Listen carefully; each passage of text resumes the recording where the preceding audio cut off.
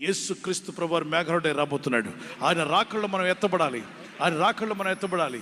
ఒకసారి ఆ దృశ్యాన్ని మీకు చూపిస్తాను. ప్రభు యొక్క రాకడ వచ్చినప్పుడు విశాఖపట్నంలో ఉన్నవారు, హైదరాబాద్లో ఉన్న ప్రార్థన, విజయవాడలో ఉన్న, సికింద్రాబాద్లో ఉన్న, ఆంధ్రాలో, తెలంగాణలో, సౌత్ ఇండియా, నార్త్ ఇండియాలో, ఏ రాష్ట్రంలో ఉన్నా, ఏ దేశంలో ఉన్నా, యేసు క్రీస్తునందు విశ్వాసం ఉంచి నమ్మి బాప్తిసం పొంది రక్షణ పొంది దేవుని మార్గంలో జీవిస్తున్న వారందరూ ఉన్న ఫలంగా ఇదిగో ఆత్మలన్నీ మధ్య ఆకాశంలో ప్రభు అయిన యేసును ఎదుర్కోవడానికి ఆకాశంలోకి ఎగురుకుంటూ వెళ్ళబోతున్నారు. వారిలో మీరు కూడా ఉండాలని ఆశపడితే చేయెత్తగలరా?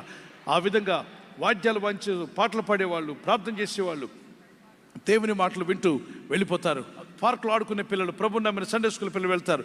వీధిలో నడుస్తున్నా, డ్రైవింగ్ చేస్తున్నా, ఆ రోజు ఒకవేళ నువ్వు కొరియర్ బాయ్గా ఉన్న ఎత్తబడతావు. ప్రభు నమ్మిన బిడ్డగా ఉంటే చర్చిలో పాస్టర్ గారు ఎత్తబడతాడు, సంఘ ప్రజలు ఎత్తబడతారు. చచ్చిపోయిన వారు తిరిగి లేస్తారు సమాధుల్లో నుండి.